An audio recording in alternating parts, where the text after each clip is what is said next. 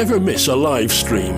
The What's On guide to live stream events and shows now has its own website. You can find the guide at whatsonguide.scot, independencelive.net, or on multiple Facebook pages. Do you create your own live stream events and shows? Get them registered on the guide. See whatsonguide.scot for full details.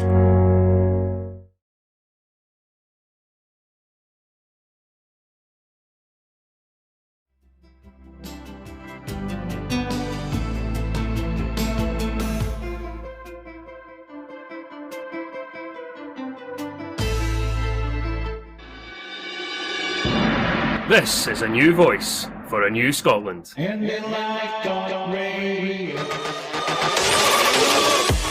know you're busy people, so most of our shows are also on demand on our Scottish Independence podcast channel, available wherever you get your podcasts. You'll see what a great variety of shows we have. There's something for everyone. Our newest on-demand platform is IndyLive Radio's YouTube channel. We have set up playlists for our most popular shows and current topics, currency, disc parties. New content is added almost daily, so subscribe and you won't miss anything. Join us. Thanks for listening. IndyLive.radio.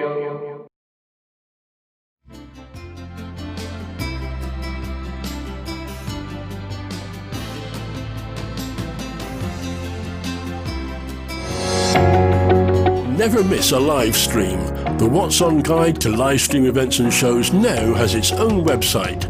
You can find the guide at whatsonguide.scot, independencelive.net, or on multiple Facebook pages.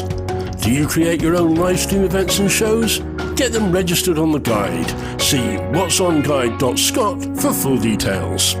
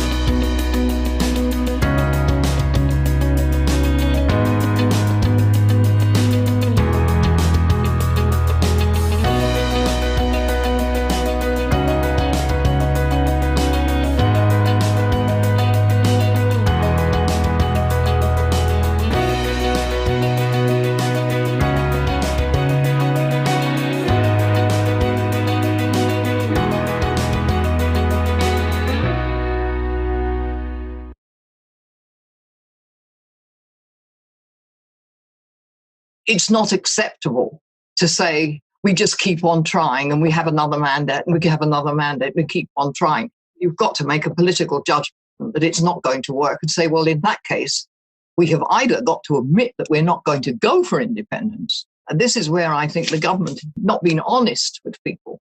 That is, I'm not saying it will happen. I'm just saying that it is at least a possibility.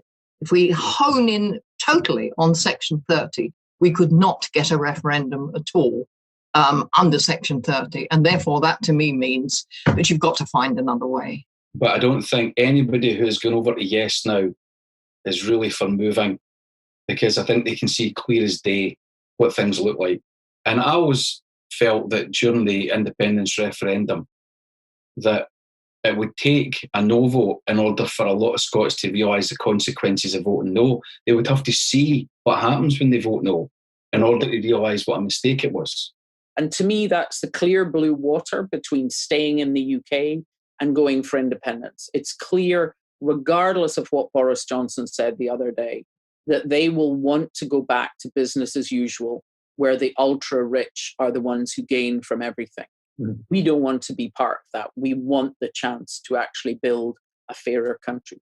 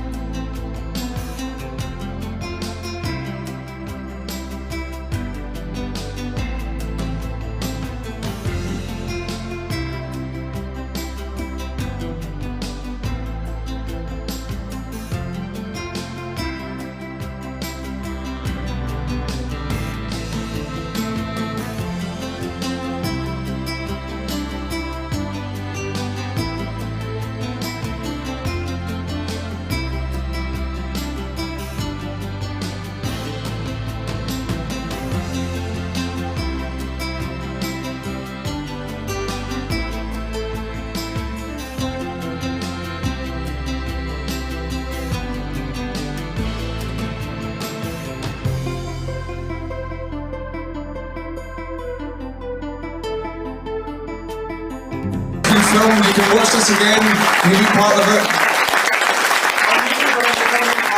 It's Independence Live. Yeah. A few people asked about YouTube. It'll be YouTube/Independence Live. That's where you'll find the footage. Never miss a live stream. The What's On Guide to live stream events and shows now has its own website. You can find the guide at whatsonguide.scot, independencelive.net, or on multiple Facebook pages. Do you create your own live stream events and shows? Get them registered on the guide. See whatsonguide.scot for full details.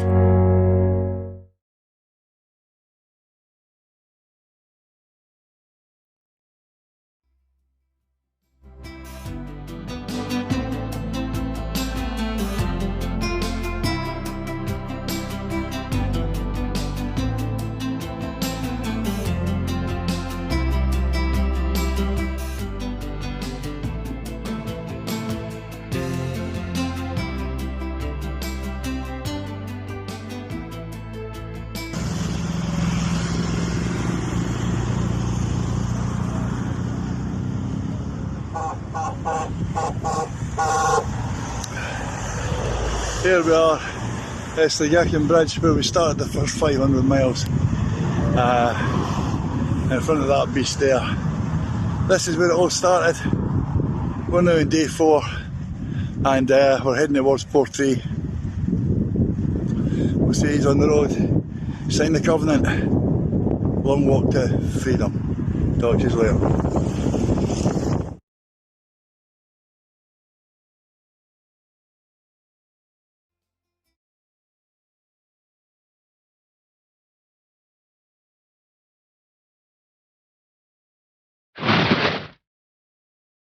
Hi there, I'm Cliff.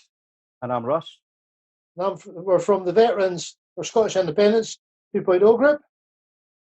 And we're just invading your privacy today to let you know that we will be very shortly pushing a programme out on live stream to do with the veterans, their needs as it will be during an independent campaign. The next independence campaign, and indeed in an independent Scotland.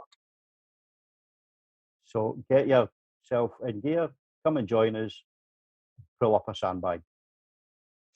Yes. Thank you. Cheers. Wherever you stand, get the fresh view of what's happening in Scotland with iScot.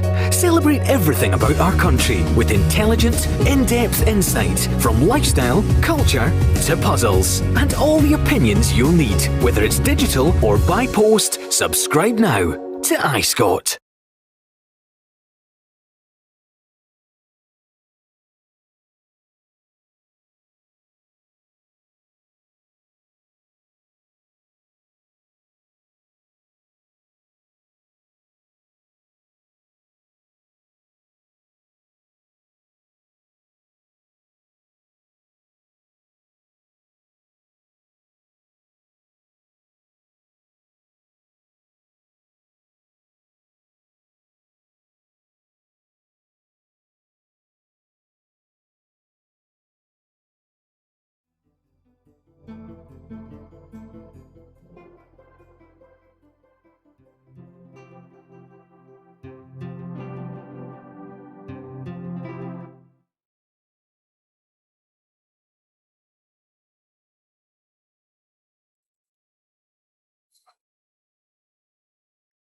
Okay.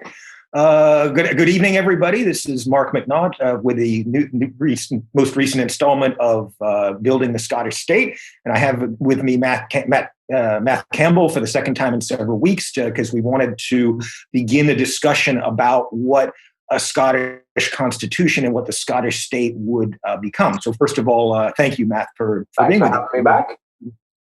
Absolutely. Yeah, and so when I first got interested in the Scottish independence campaign in around 2011, when I found it, my first thought about it was, well, they need a good constitution. And a lot of what's motivated me to write, the constitution that people can find at wiki.scottishconstitution.com, which I know has a lot of malware and is being in the process of being put on a much more solid blockchain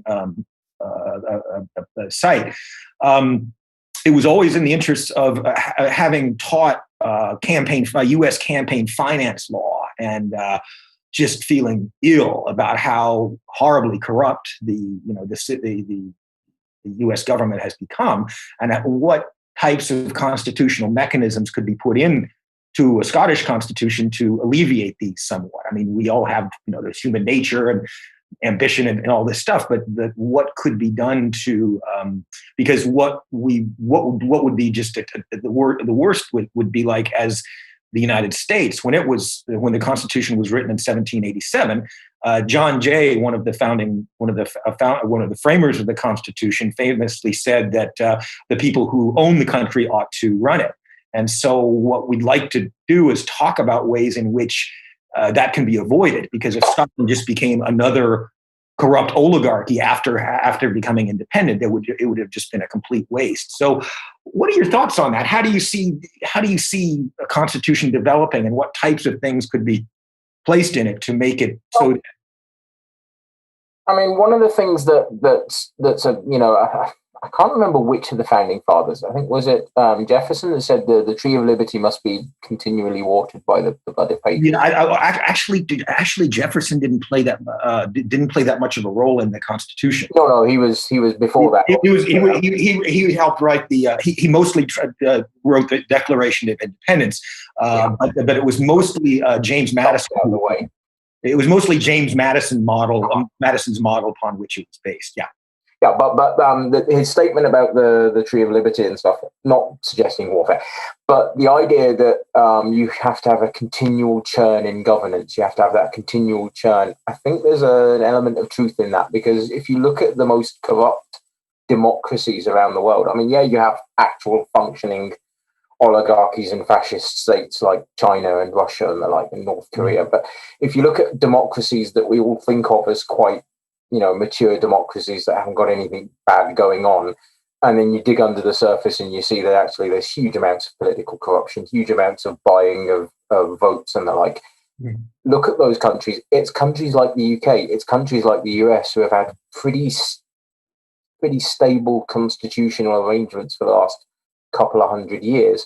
And that's why I think that corruption has set in, because nothing's changed in a couple of 100 years. Yeah, the US has had a civil war, and the UK's now got devolution, and obviously the Irish state situation in the 1920s. But the point is that the basic constitutional framework hasn't changed much in a couple of 100 years. And so the rich and powerful have found ways to circumvent democracy in ever more complex ways, and nothing stopped them because the constitutional situation hasn't changed much. So from a get-go, you need a constitution that isn't too hard to change. Yeah, I agree. I agree with that. But isn't easy to change for the rich. Right. You need a constitution that the people can amend very quickly, but you need all of the people, not just the rich going, well, we would really get rid of these taxes. Yeah, let's just make a constitutional amendment. No more taxes for rich people. Right. So that's from the get-go. You need to make it easy to respond. So that I totally agree. That's one, because the U.S. Constitution, as you know, has been amended 27 times. The first 10 were the Bill of Rights, which in 1791. So it's only been amended 17 times since then, and at each time there's an amendment, it's just tacked on to the end, and you can understand that instead of changing the original text. So you have, for example, the 3/5 compromise that counted the slaves as 3/5 of a person. It's still in there. I mean, it's been superseded by the 14th Amendment, but why can't you get rid of that? And of course, the Electoral College. I mean, that's just an abomination that was originally intended to balance the slave states and the free states. To make sure that there was not a majority. I mean, yeah, I'm a nerd. Hands on my heart. I'm a complete techie nerd. If I'd been successful in my recent attempt at getting elected, I would have been one of the nerdiest MSPs in Scotland by far, I think. But I wasn't, so yeah, I'm getting that out of the way first. I'm not going to be an MSP this time around, but next time. But yeah, I'm a nerd, and I tend to look at the idea of a constitution in the same way as I look at software. So software development. Exactly. I've made that analogy as well. Yeah. And you can have the kind of model that Microsoft used to do so well, which is just throw more source code at it, thousands of lines of code, just add more, and it just becomes this big bloated mess that does eventually do the job, but doesn't do it very well. because it did that job really well, and then we added on this, and then we added on this, and before you know it, it's just a mess, and no one can understand what the hell is going on. The US code, for instance, is now thousands and thousands and thousands of pages. Oh yeah. It's a mess. Yeah, you saw. Presumably, you looked on my site that had the corpus of Scottish law that organized the law into the different. Actually, I didn't get to that bit yet. Let's pretend I did. Okay. Well, I'll just explain it. I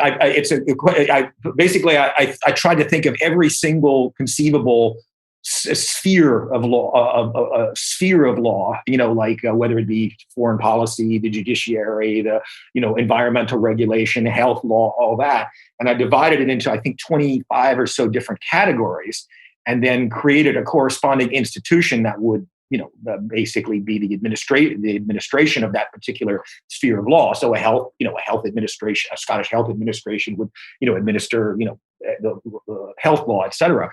And so I think I got most of the categories. I ran it through, but it's done. But it specifies in the Constitution that it has to be written clearly so that anybody can understand the law clearly. I mean, no Latin, no, ridiculously over complex.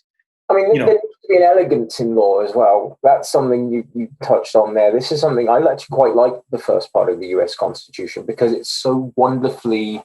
The language is a little archaic now because it's 300 years old, but the actual language itself, for its time at least, very, very elegant. I mean, if you look at like the First Amendment, I can't even remember off the top of my head the actual words.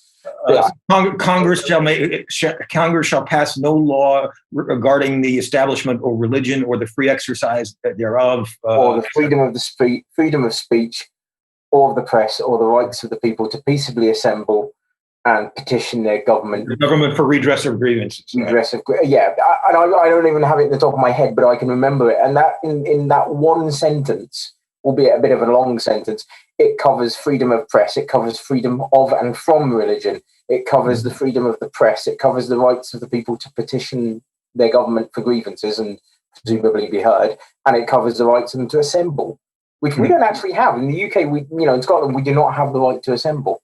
The police can say there's 3 of you, that's a riot, go away or we'll arrest you. That is law. Now, the police don't exercise it because this is how the British state does things. It passes extremely restrictive laws and then chooses to ignore them when it's useful, because then when they don't want to ignore them, they can just round everybody up and arrest them. And there's no law stopping them because they already passed this law. Thatcher passed that in the 1990s, if I remember right. So that's a really good example of how you can do a constitutional framework well. It's just that the US is so difficult to change those things and requires so many loops and lines. Absolutely.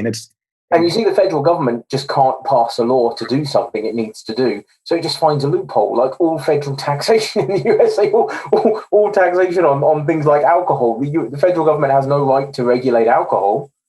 So it just says, oh, hey, you're moving alcohol across state boundaries. Well, that's commerce. We have the right to regulate commerce, and it's nothing to do with alcohol. It's just a lot of the civil rights legislation was based on the Commerce Clause as well. For example, interstate busing, and because there is interstate busing, then the federal government, I think there was a Supreme Court decision which said that interstate bus terminals must be desegregated, like the schools back in the 1950s.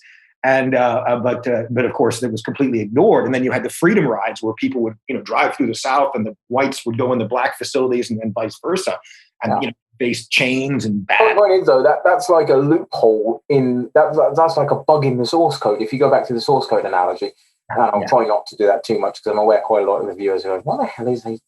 I think it's understandable. If you just look at it from a perspective, is the Constitution is the operating system, and the laws are the applications. I mean, and most people can get that, and that's like a bug in the source code that the government have. It's so difficult to make amendments to the US Constitution that the government have had to make loopholes for themselves to pass laws that are actually quite important. And incidentally, when the government doesn't want to do that in the US, they blame the Constitution when there's clear and present ability to do so. Like the lack of a national health system in the US has been blamed. Well, the federal government doesn't have the right to do that.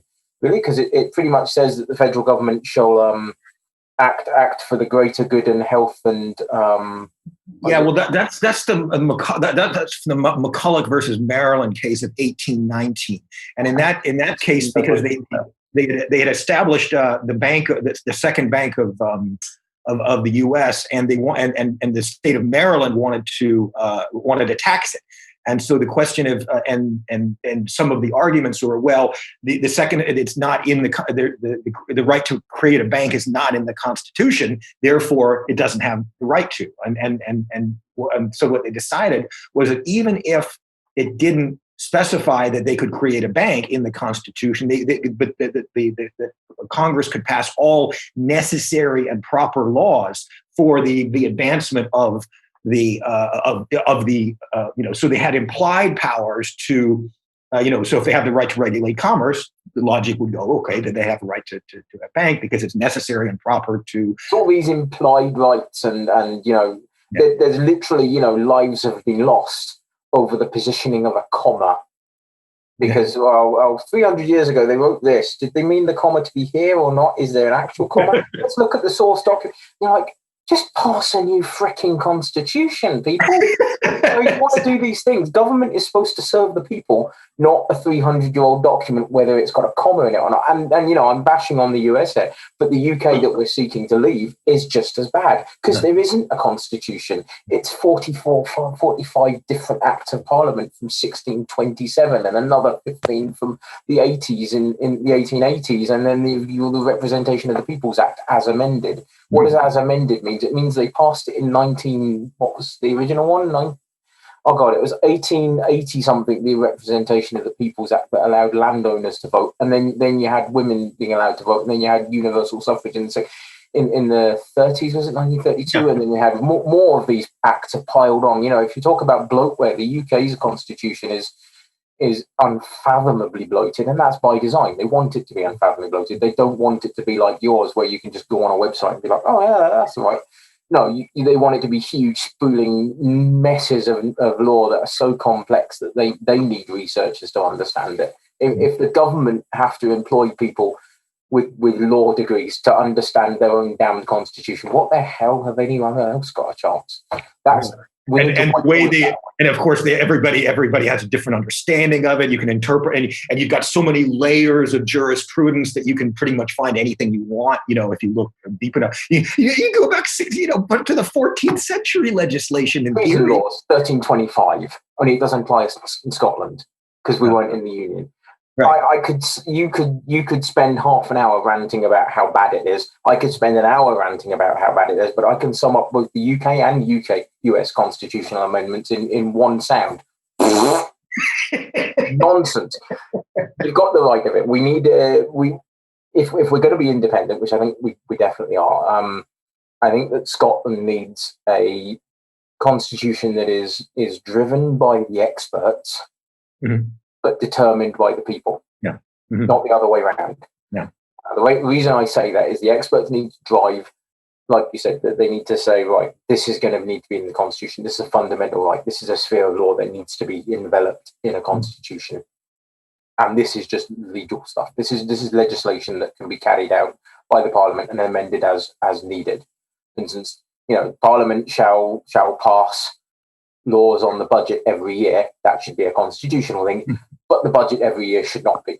The budget itself should just be a legal document every year. They need to pass a new act. That's fine. Mm-hmm. But it needs to be driven by the people. It needs to be, written by the experts.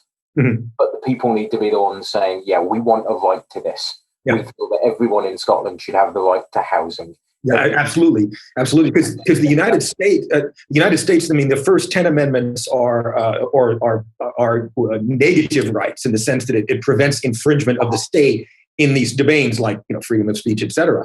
But they've never during the 1930s. Roosevelt did propose a positive Bill of Rights or a social rights, right to housing, all that. But of course, it didn't get anywhere.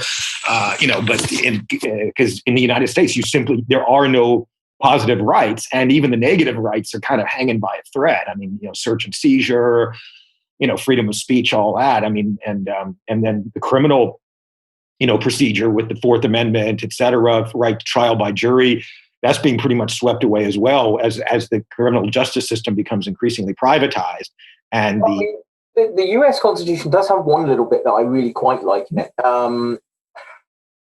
I'm going to need to Google this. So, yeah. But why am I Googling it? We've got a US expert here. It's the bit that says something along the lines of all the rights not contained herein are removed to the states and the people. That's the 10th Amendment. That's the 10th Amendment. Yeah. So if it doesn't say it here that the US government can do it, then the states can do it. And if they don't say it, then the people have the right still. So it doesn't say in the US Constitution that someone can walk down the street dressed like a pink daffodil running in amok around the street, so he can do it, because it doesn't say it can't.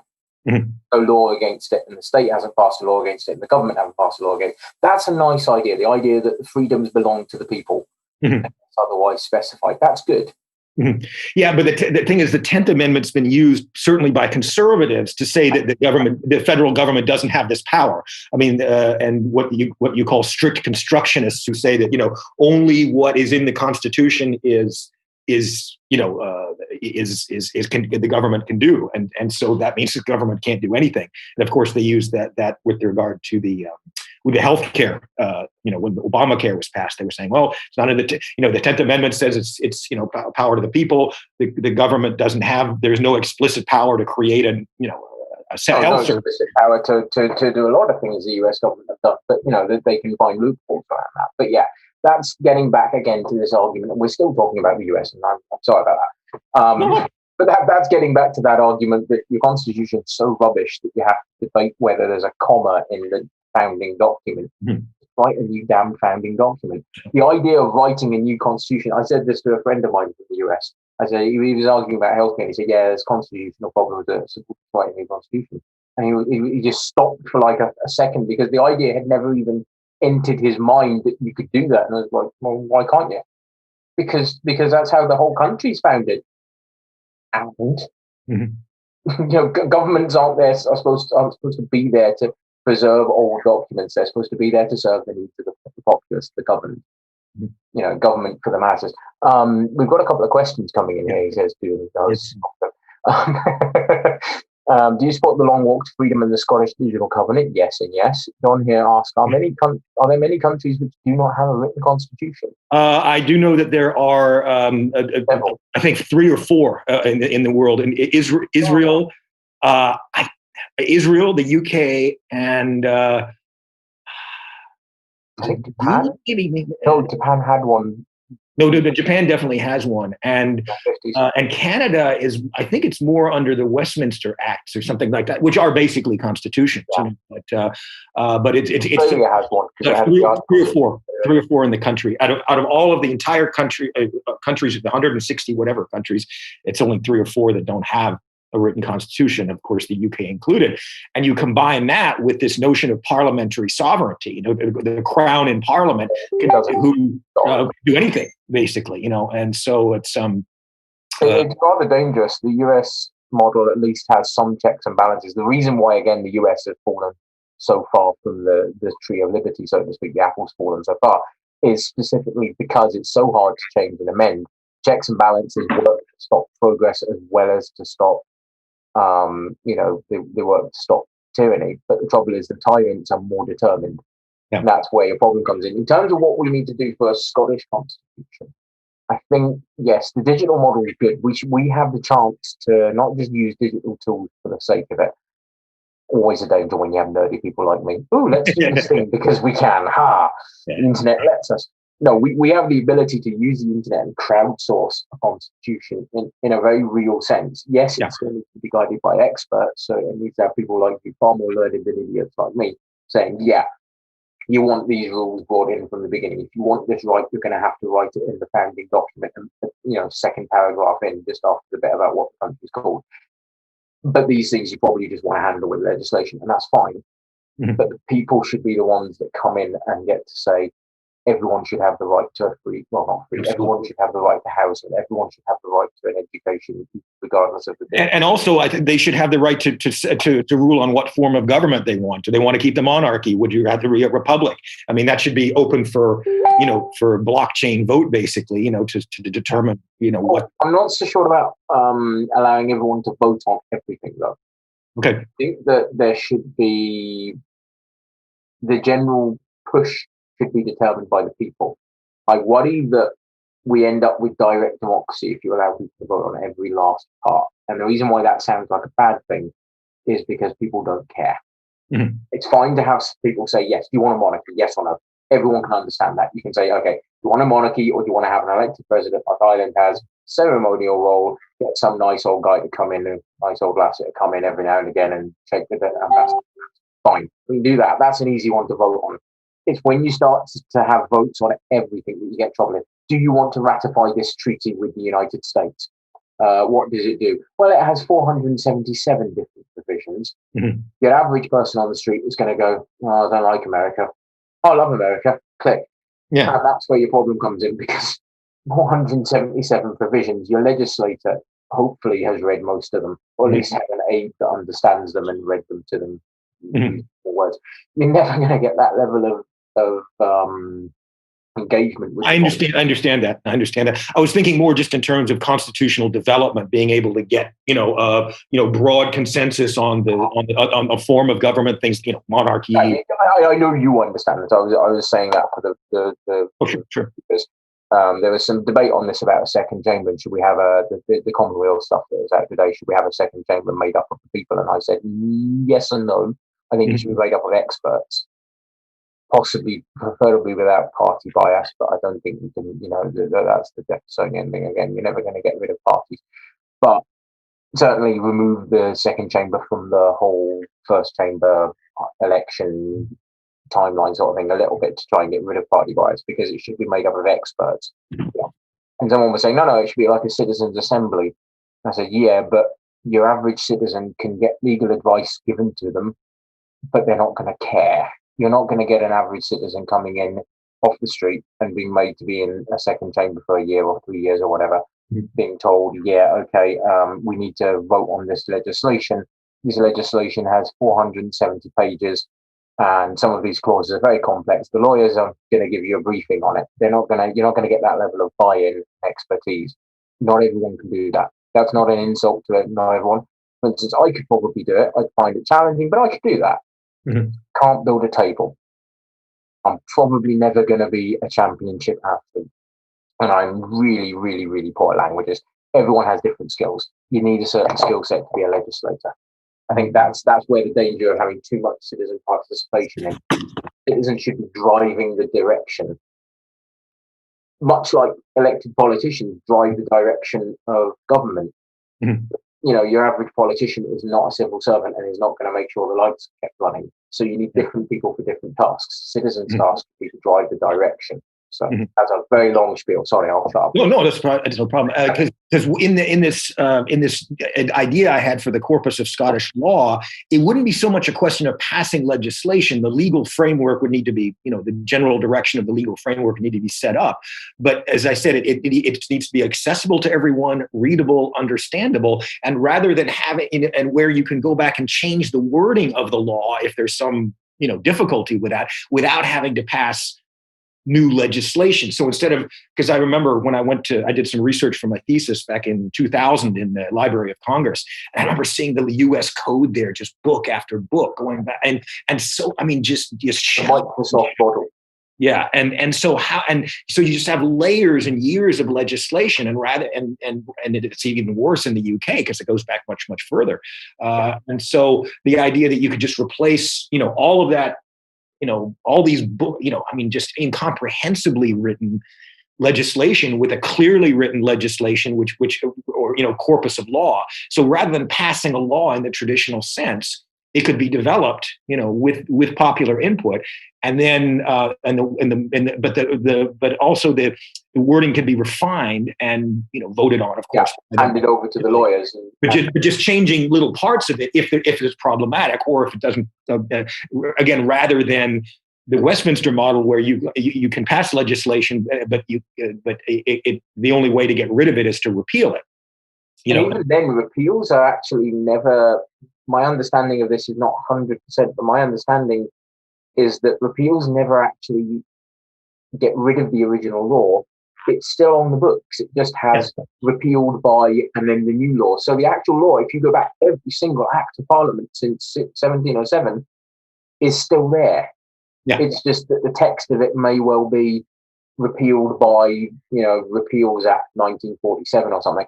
So, it's an incredibly old way of doing things. And it's based on the technology of the time, which was the written word printed on, in some cases, written on parchment. I mean, literally every act of the UK Parliament is still written on goat parchment. Written on dead bits of goat and signed and stamped by someone. Even modern ones? Oh yeah, it's still done on parchment. My point, I think they've made all I think they went to vegan parchment, which is no longer goat. It's fiber. What are we doing? It's 2020s, for God's sakes. Put the damn thing online and have a digital constitution. That seems a no-brainer to me.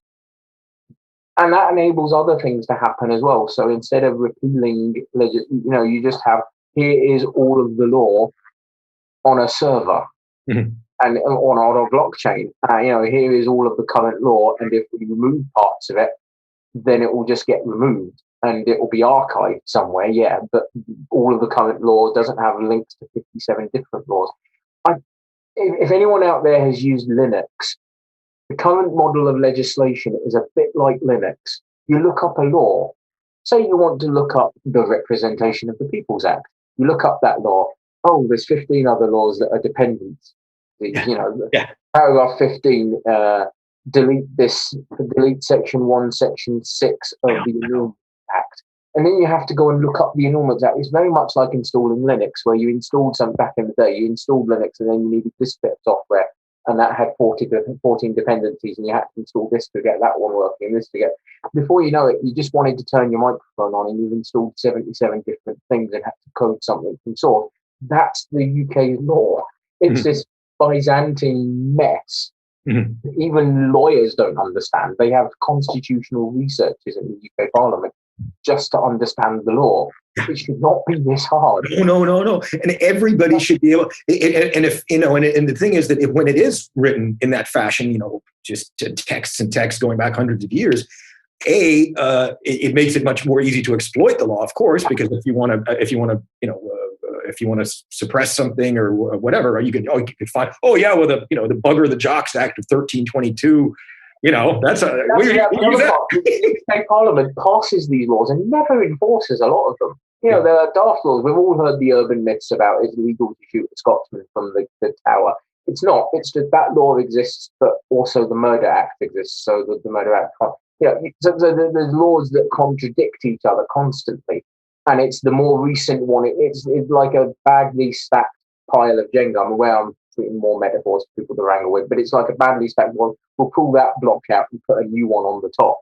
Eventually, it's going to come crashing down. And it actually has. There's been legislation that's been enacted with good faith and it's been written well. It's just no one noticed there was a law 302 years ago that contradicted it, and they didn't specifically overwrite that bit. So it's a mess. No. And the Supreme Court can't even, they can't overturn laws because, A, there's no written constitution, and B, they can only interpret kind of the way that the laws are applied. They can't actually... I laugh every time someone says Supreme Court. That literally was just, the US haven't got a Supreme Court. We've got to have a Supreme Court. I mean, we've got to have the jumbo jet, and we want our own Supreme Court. And it's got to be called the UK Supreme Court. It's not supreme. It doesn't have supremacy over the legislation. It's literally public relations management because the law lords were old and stuffy. So they gave them a new building. They're still the law lords. Literally, they are still the law lords. There's nothing changed. But yeah, a digital model that is intrinsically built upon a blockchain style model would allow us to say, right, we're going to remove this piece, and it just gets deleted. It gets archived so everyone can look back on it, but it gets deleted, and the entire Jenga tower does not fall down. We can remove things, we can add things as necessary, and there should be breaks on it. It should be difficult. So the fundamental parts of it, the fundamental freedoms should be hard to remove, but it shouldn't stop us if we need to.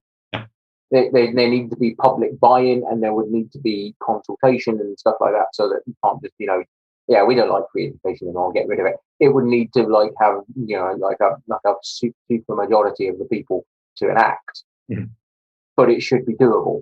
What shouldn't happen is simple majorities being able to remove freedoms. That's a very bad idea. That's where all bad things have started in a lot of countries. Have been the simple majority of the tyranny of the masses.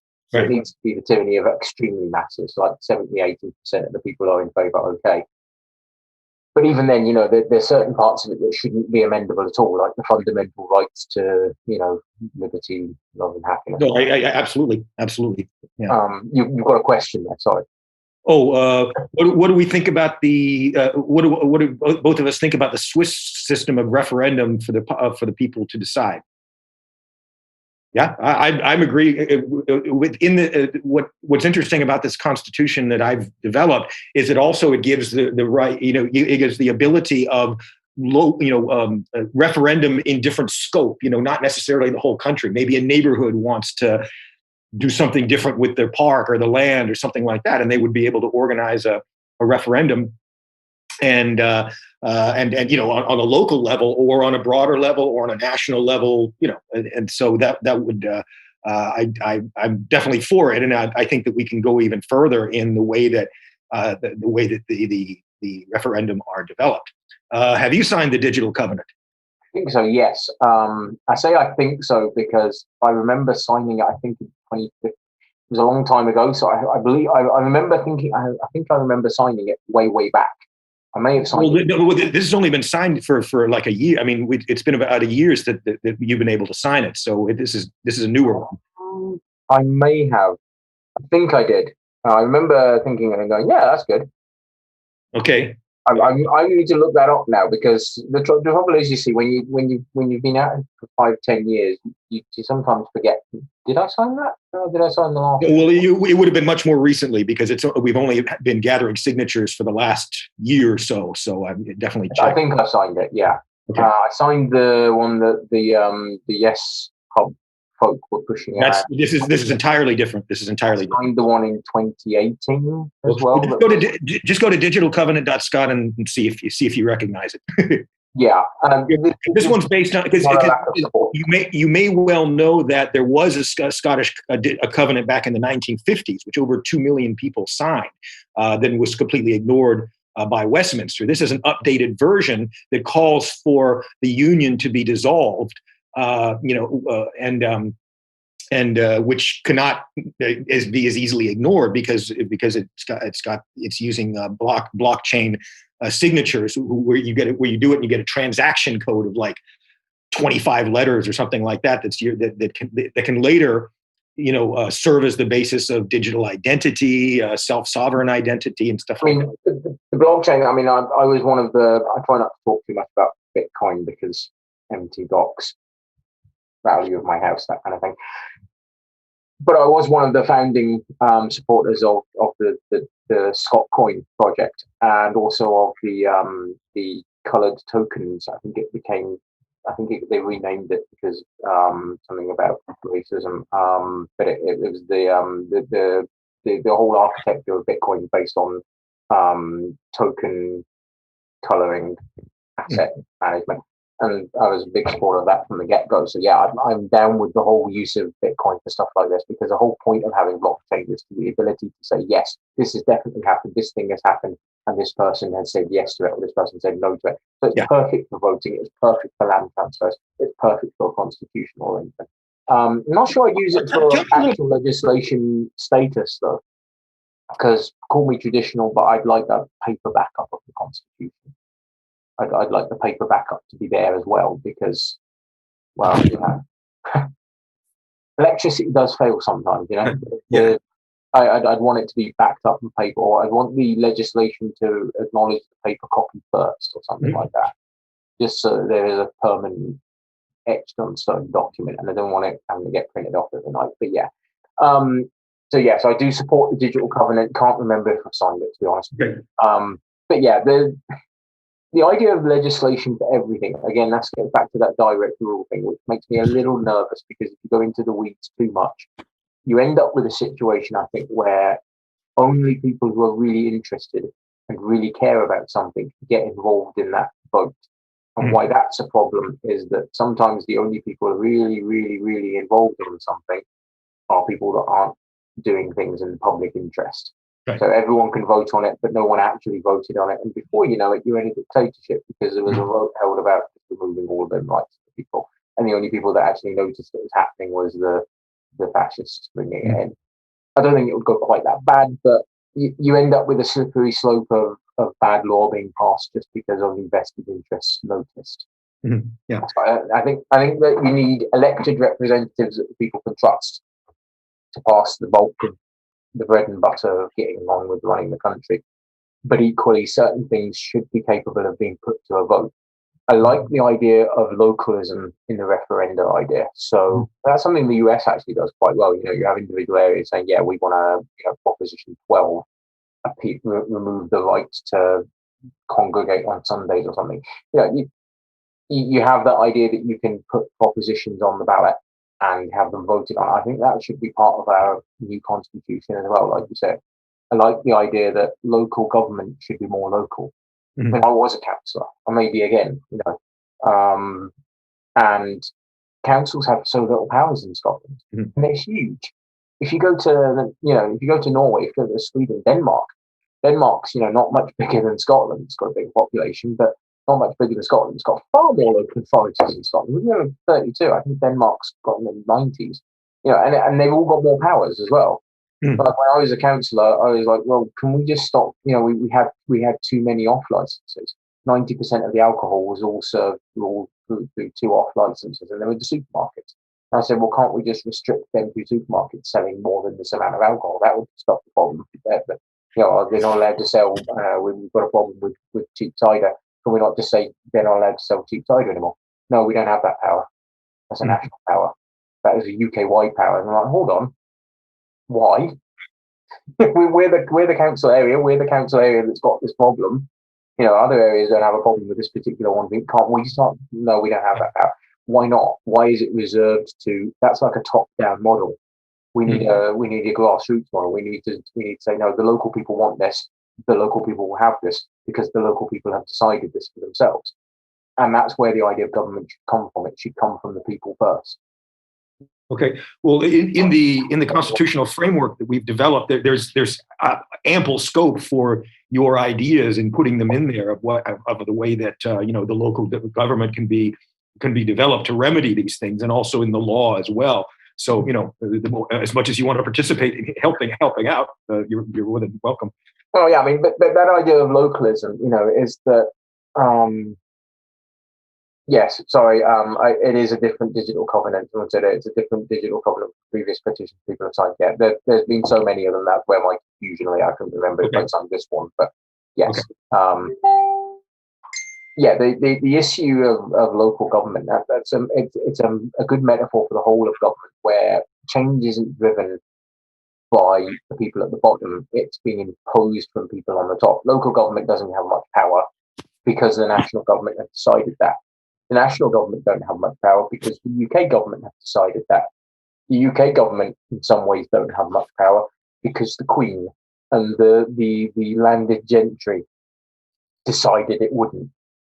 And that's like the opposite of how a country should be run. It should be all powers are reserved to the people, except these express ones, which we have given to this part of government. And now we want, the people of this village want this power to be given to this part of the government.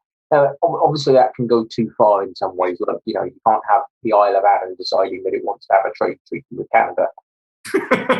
or you can't have Lewis deciding, actually, you need a passport to come to Lewis now, and the passport is £4,000 per year. You can't have things like that. Certain powers do need to be restricted to the government. But at the same time, there need to be the ability of the local people, for instance. If all of the people who lived on Arran decided, actually, we've got this huge problem with Airbnb and holiday homes. There's no people living here. There's huge problems with second home ownership. None of the people actually live here, and yet they're all drain on the resources of the area. So if you want to own a house here, you don't live in it full time, here's how much tax you need to pay. Yeah. If people of Arran wanted to do that, they should have that right because it's their community. Mm. It's their local authority. It's their council. Actually, it's not their local authority. Arran is part of a larger local authority. And that's part of the problem. We have such these huge, large, sprawling local governments that have so little power and yet control so many areas of life. Mm-hmm. Only they're only allowed to work within tiny means. Mm-hmm. No, okay, you can't raise any taxes and you must deliver these services, but you don't have the right to do any of these other things. And yet, like Highlands and Islands covers a huge area. I mean, Argyll and Bute, my local authority, Argyll and Bute Council is an area about the same size as Cyprus. It's a country-sized area with so few people in it because of, depopulation in Westminster. But it has no powers to do things. It has so few powers over things. And I think that's something that our constitutional document would really give us the ability to do, would be to stop this idea that power is devolved from the centre, power is given from the people. That's how, instead of top down, grassroots up. And that's a much better model for government, because on top of everything else, to circle back to my long rant about, constitutional matters, when I said that we need to have a government governing documents and constitution that can evolve over time quickly as needed. If it's driven from the people, it can be changed quickly by the people, and it won't end up in a situation where the government can't deliver policies it wants because there's a comma in the wrong place in a 300-year-old piece of goat film. It's that. Given your experience in computers and open source, how do you what do you see as some of the mechanisms whereby that can be achieved? That truly the will of the people can prevail in adapting the Constitution to react to a rapidly evolving world. What do you see as some of the mechanisms that could be put in place to affect that? Well, online voting. I'm not going to get into the technology of blockchain versus closed source model. Yeah, blockchain would be a great idea. We should use it, but we shouldn't hang the whole thing on needing to use it. It should be usable, whatever the technology. That's like platform this and that. That's like saying, no, we have to have this application that only runs on iOS. No, you don't get bogged down in how the technology works. You get bogged down in what you want the technology to do. What you want it to do is enable online voting. Everyone should have a single sign-in, a single verifiable digital identity citizenship like the Estonian government have, that allows you to vote, that allows you to pay your taxes, that allows you to, you could have a bank account. You could have a bank account with it. I don't know about that. I mean, banks, money, that's more private sphere sort of thing. But I don't know if I'd want the government having access to that level of information about citizens. But all the same, if they want to, they should be able to use that, but they shouldn't be forced to use it. And I worry Fair point. All the banks will just go, oh, that's really easy. Not only account with us unless you use your government sign-in, and now you've got the government having access to all your financial details. Well, that's fine. You say the government's nice and good and stuff. So the Tories get voted in on a fluke election that no one saw happening, and now suddenly you've got Jacob Rees-Mogg type people saying, so how much are poor people earning? Oh, they're earning this much. Let's tax them more. I don't like that. The Tories, but I always worry about giving government any power based on who's the most vile person you can think of being in government. Imagine them having this power. Are you comfortable with that? Because everyone always thinks, the government should have this ability because it would be someone like Nicola that's loving and kind and thinks of the good of the people. And I think, no, what would happen if these people got elected? Would you be happy with them having that power? No, then they shouldn't have that power. That's like more grassroots kind of like. But yeah, it should be an online digital system that allows people to say, yes, here is me. Here is the digital me. I can pay my taxes. I can vote. I can complain about services. I can get in contact with my MSP. I can get in contact with my councillor. I can do all of the things I need to in the governmental sphere of life. I should be able to apply for jobs with the government. And, we've got the basics of that in Scotland already to some degree, but online voting is a real killer application because it would allow people to say, okay, let's have a vote next week. Yeah. 7 months' time, and we'll have to pay all the polling stuff. Now, let's have a vote next week. Polling place will be open from 8 a.m. till 8 p.m. if you've not got a digital, technology. There's an iPad in there you can use. And that's it. Yeah. Here's a sign-in card, and I think gesturing like that, I can't find it. I had one. It was a USB card, much like this, only instead of it being a card, it was actually a little USB thing, and it's got a verified cryptographic ID on it. I use it for digital banking. Many people have seen them, dongle things. Where's mine gone? I'm worried about that. I need that for my bank. Good example as to why you should make it easy to replace them. But here it is. So one of these things, and you just go in and you pop it in the device. And if you've not got your own online access in the house, you go down to your polling place. We'll still need them. You pop it in. You verify that that's you. It will come up with a little photo on the screen. The polling person will say, "Is that them?" "Yeah, that's them." Click, and then you just go, "Yeah, I don't like this." Bam, done. Yeah. And that to me is an idea that I think you can get them that actually have a fingerprint reader on. I think that would be a very clever way of doing it. Because good point. Good point. Yeah, because one of the things people have said about online voting is, what if it's in the house? What if it's someone else using it? So I understand that that's not, that's something that would stop that being a problem. But sorry if you can hear sound in the background. But that would be perfect for many reasons, because you can have online votes, you can have them quickly, you can have them easily, you can have it allows you to roll back and say, okay, does it have compatibility with older systems? Yes, it does. You can polling places. It needs to have it needs to have a paper copy as well, so you can see that it's transparent. And if it's based on something like blockchain, you can verify that it's all real. Yeah. All of those things with one digital sign-in.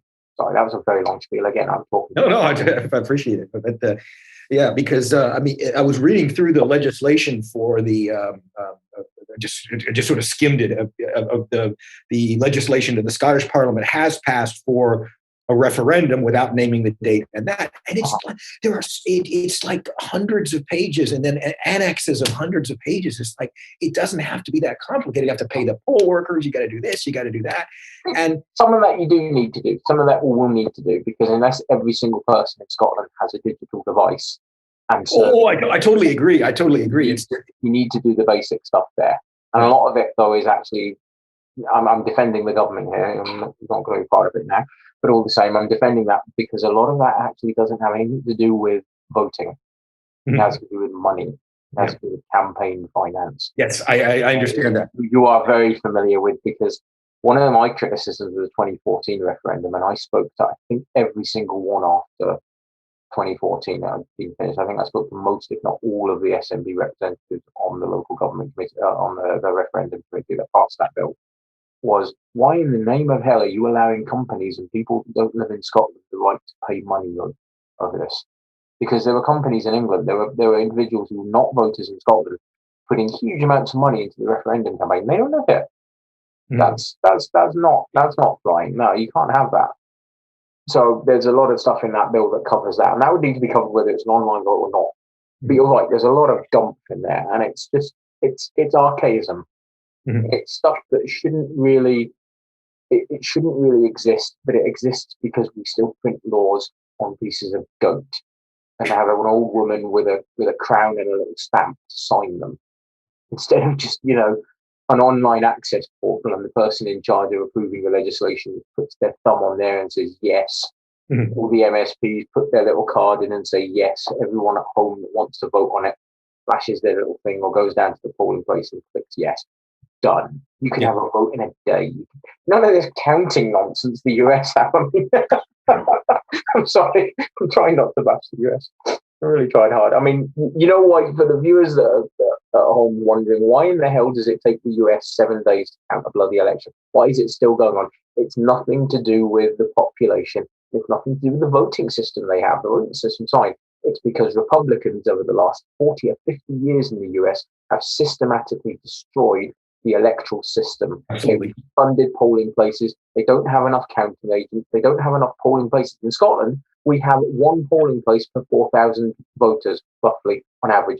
In parts of America, you're talking 50,000 voters per polling place. And people literally stand in line for like 8 hours, and you're voting on the ballots can be like 8 pages long, if not longer. So you're voting for all this different stuff. Whether the of course president, the senator, maybe if the representative. The whole system is so convoluted. Joe Biden, in certain parts in America, you could vote for Joe Biden 7 different times, because he's not just the Democrat Party.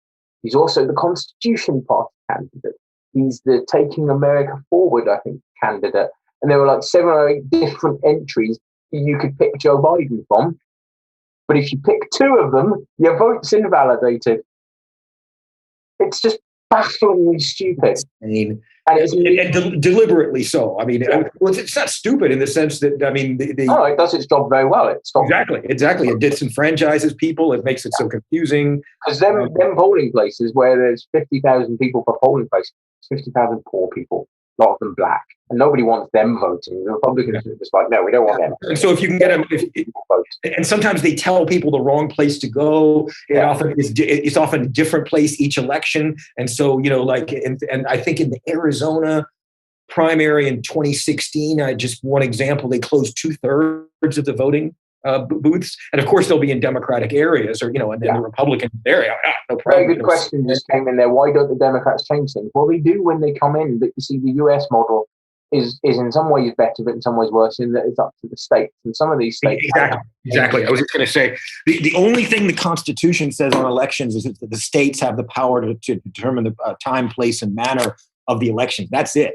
And some of the states, like Vermont, you don't hear about Vermont taking ages to count. No, it's because Vermont's been run by Democrats for 15 years, and they've got a fairly sane system for doing it. Arizona, you know, that's a historically quite red state. Why is it so difficult to count the votes there? Could it be because the Democrats haven't had power there and the Republicans, you know, exactly, bad Democrats as well? But, and also each county is different as well, you know, and you know, the level of equipment, you know, what they're actually voting on is completely different. They've got online voting, they've got machine voting, you know, they have levers to punch things. Some of them use pencils, some of them can only use it. It's a mess. And it's because it's so hard to change things. The US federal government doesn't have the right to say, we shall run elections for the federal government and they shall be run like this. They don't have that right. The states have that right, and in some cases, counties have that right. So it's a mess because it's all these different competing arguments, and you know, it's all on goat vellum back in the 1700s. It's a mess. Mm-hmm. That's why it doesn't have the ability to respond to things nimbly and agilely like a small government. Why wouldn't blockchain voting disenfranchise people with limited or no access to the internet? Yes, it would if it was solely based on blockchain. However, the blockchain is just a method of recording the votes. At the moment, we use a piece of paper. Well, actually, that's not true. In the 2016 Scottish parliamentary elections, it was a computer spreadsheet in Edinburgh. All the blockchain does is replace that computer spreadsheet with a more secure computer spreadsheet, effectively, a more secure way of recording the votes. However, what it does do, if you open that access up, it allows anyone with their little access card in their computer at home or their phone or whatever, plug in and go, I'm voting digitally. Yes, that's who I want to vote for. But if they can't vote digitally because they don't have a smartphone, or they don't have a computer, or they don't have online access or whatever, they can walk, and this is how it should be run. We can set up polling places, traditional polling places, which would still be needed, where they can go down and tap their vote there, which is still voting online. They're just doing it at the polling place where there's an internet connection. And that's fine, because you can do that. It just means that that polling place might only see 10 voters that day, and that's fine. But the point is, instead of a paper vote, that polling place, as soon as you've voted, it's gone through to the central ledger, and it's been done. And then 10:01 p.m., the results appeared on a screen. Not just one screen, every screen, and every single person. This is where blockchain comes in, and this is why it's better than that spreadsheet. Is instead of that spreadsheet being in Edinburgh and one person seeing it and going, yep, there are all the results in, phone around all the regional polling places and check the results over the phone in case there's been a problem. Yep, it's all valid. Go and tell the returning officer, and the returning officer announces it on TV. Instead of that, you can log in and look at the blockchain and go, yep, that's all valid. Every single person. And you can verify that you voted correctly, you know, and then your vote was counted correctly, and that you can see all the other votes as well. You know, although you won't be able to identify who those other votes are. Exactly, because of the encryption. Your blockchain ID would allow you to go in and say, yes, that's my ID. I voted SNP. It would also allow you to see every other ID and see who every other ID voted for. But you just wouldn't know who those other IDs exactly. So it conserves the anonymity of paper voting, but secure, because you'll be able to see how every single vote voted. It's just you have no idea what that 16-digit long string of numbers represents. It could be your wife, it could be your brother, it could be someone in Stornoway, it could be, you've no idea. There's no way of knowing. Only you will be able to know that. And that's how it's important to keep that security secure and anonymous and anonymous.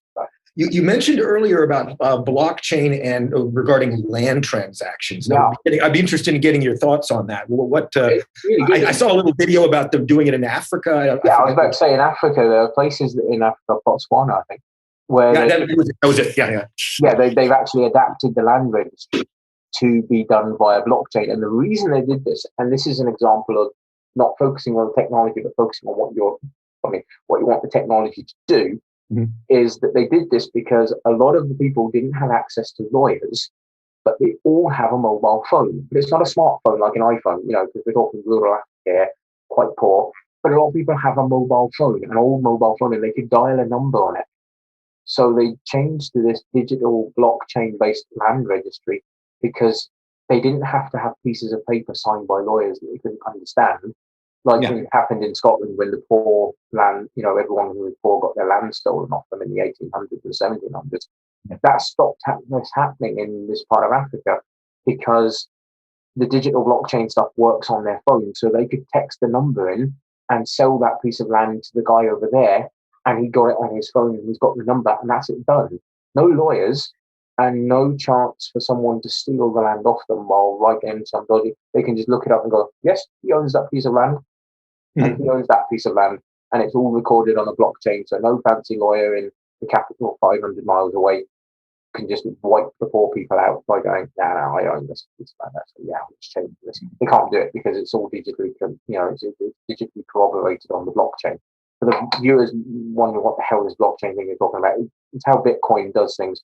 Essentially, it's an accounting book. It's a ledger, and every single part of that ledger, every single line on the ledger, when I send £5 to him and he sends £10 to Alice and Alice sends £10 to me, those three transactions get written in the book. But if you write a transaction in the book, the next transaction is mathematically based on the last one. So it's like a constantly evolving. In fact, Jenga block. It's like a constantly evolving block of Jengas.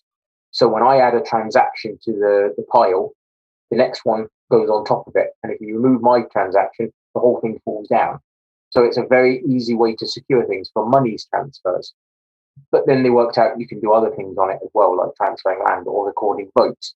And so when I add my votes to the pile, if someone tries to change the vote underneath it, the whole thing falls down. So everything is based on every previous transaction. And it just builds and builds and builds and builds and builds. And so it's secure because you can't change one transaction without everybody else knowing. Because the whole thing falls down. And that's why it's perfect for using as a vote, because unless you had over half the network under your direct control, if you hacked the entire network and you had over half the computers in it under your control, you could change things because all the computers have to agree. And so if you have over half the computers, you can make it your vote. But the trouble is that based on blockchain, and currently the blockchain computing network has billions of computers on it. It is impossible to rig. You can't rig it. That's why blockchain's good, because there'd be no dubiety. The only dubiety would be about individual people placing their individual votes in. That's the person actually voting. Once they've voted, done. You can't change it. And that's where it comes in, and that's why it's useful for land transfers, assets transfers, and stuff too. So, in addition, of course, holding referendums and elections during a pandemic. Imagine if we'd actually brought this in. When I said in 2010 we should do this digitally, because I'm a genius and very good at prediction. Visionary, you're a digital visionary. But when I said we should do this, I held a lecture in the University of Glasgow. Was it? No, I think it was Cali Uni. Had a tech symposium thing, that tech meetup that I went and talked about Bitcoin at. I think some people got quite rich, but I didn't. Anyway, so when I talked about this, I said, we should use this for online voting. If we brought this in 2011 and said, let's set up a government, body to look into online voting, how we can deliver this safely, securely using blockchain. Let's work on the devices that everyone would be given to use this with, like a USB dongle that's got their ID on it and has a fingerprint, cheap and easy, or a digital Scotland card that's got your photo on it, so that when you turn up at the polls, if you're doing it in person, that's me, put it in the machine. If we'd done that, the pandemic would have absolutely no effect on voting at all. Exactly. None, not a sausage. Everyone could vote in person or in their home, and if they want to go to the polling place, you need a mask. Done. Yeah. And of course there'll be fewer. Of course there'll be fewer people there because most people will be able to. Oh yeah, it's not the polling places. It's going to be a problem next May. This is the headache that councils up and down Scotland are currently facing. How the hell do we bloody count the votes? Because polling places, yes, you can have one person going in and keep 2 meters distance. If you've been to a count, you would know that it's literally 1,000 people. I was at the Glasgow count in 2014. So I mean, just dumping huge amounts of ballots on the table. And then they go like this with the little rubber things on their fingers to lick them and count all the votes in. You can't do that with a pandemic. You can't have people sat around a table with a pandemic. The pieces of paper might have coronavirus on them, for God's sake. And it's needless. It's goat vellum. It's back to the 1700s with bits of bloody paper. We've got smartphones. We've got the internet. Why are we stuck in? Because it's how we've always done it, and it's tradition. And it's and legally it's under Westminster law. I mean, the Scottish government controls its own elections now. Okay. The Scottish government could tomorrow morning pass an act that says online voting. Don't, because tradition and because lots of people would feel disenfranchised, and because of vendors, and because the blockchain isn't entirely trusted by some people in government because it's new technology and that. No, there's a pretty deep there's a pretty deep skepticism, especially among the older generation. And I understand that because technology is something that a lot of people don't understand. I mean, I barely understand the algorithms and the equations that govern elliptical curve cryptography, which is what Bitcoin's based on. And I'm a nerd. I'm sitting looking now through a 4K display on a pretty powerful computer, and I don't use it for gaming. I use it because I'm a nerd and I do nerdy 3D modeling and computer coding and games design and stuff. It's fun. It's not even my job. I'm a graphic designer or a politician when I'm elected, not currently. I'm a nerd that does these things for fun, and I barely understand it. So your average politician is in his 60s. He's a man. He's white. He doesn't have a good grasp of computing. There's more than a few MSPs that have their staff print emails off incidentally. I know that fact, which is worrying, but whatever. So when they are being asked, let's determine elections by this technology, you don't understand it. You just have to take it for faith that this isn't all just a huge big con and we're stealing control of the government. Mm-hmm. Yes, they're right to be skeptical. But what we need to do is let people that have a better understanding of technology so they'll understand actually blockchain is a good idea. Here's the reasoning behind it. Here's the mathematics. Here's the open source. You can go and check. Here's the distributed ledger so that everybody, not just the parliament, not just the returning officer, not just the polling agents, do away with polling agents and digital transactions being recorded in live time means you'd be able to see how the country's voting as we're all voting. Yeah. And that worries me. No, I think it should be released. I think the results should be released. Yeah, but how do you do that? Because if you're using a blockchain, as then transactions fall into the chain, they'll be visible. Mm-hmm. That's a problem what we will need to actually address, because otherwise you'll have the situation where at 8 o'clock you'll have political. And I know that political activists will do this because I do this. You'll have people going, "Oh bugger, we're losing. Let's go out and drive some people to vote. Let's go out and find some undecided voters."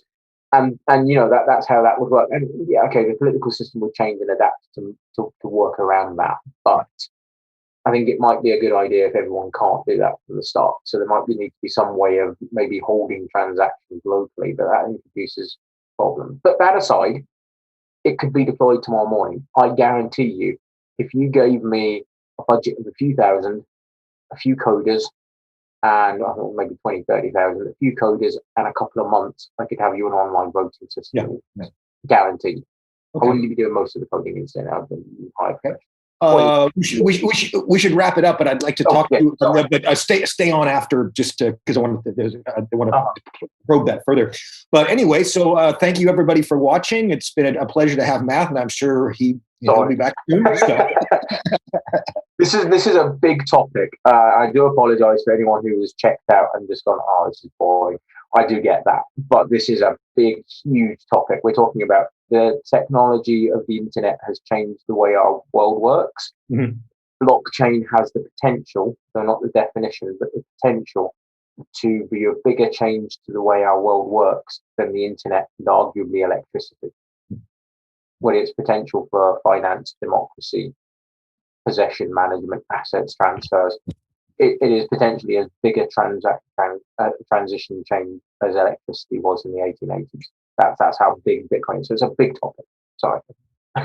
Okay, well, thank you very much, Matt, for being with us, and I'll see. Hopefully, I can find a guest for next week, and I'll see you next week. Got me.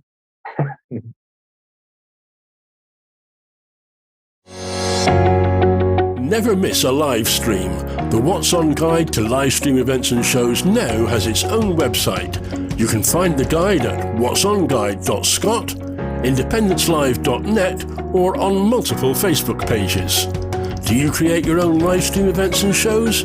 Get them registered on the guide. See whatsonguide.scot for full details.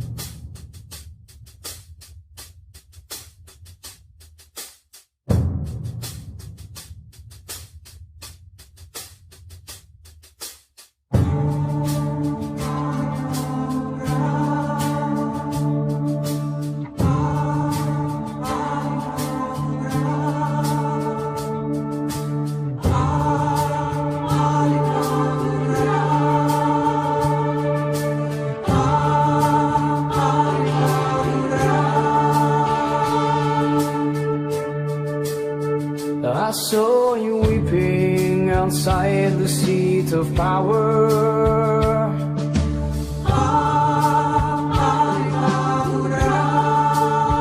As you reflected on Scotland's wilting flower, a new horizon was all that really mattered.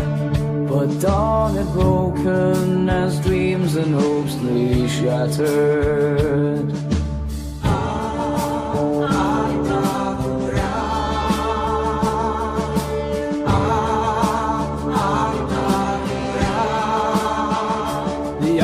Storm grew Wednesday in the meadows. The troops were gathering as ALBA's future led us. Sing freedom's anthems, all nations join together. We shall be heard, our chains released forever.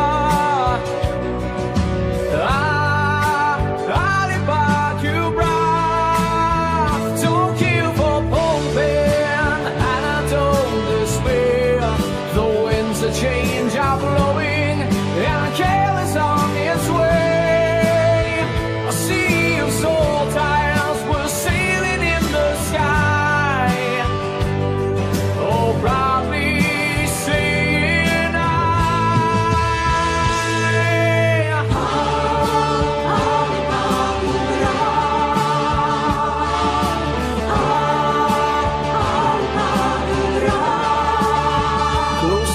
success, a bright new future rising. Lies and deceit from traitors was surprising. You showed the way and gave us inspiration. The seeds are sown to once more be a nation.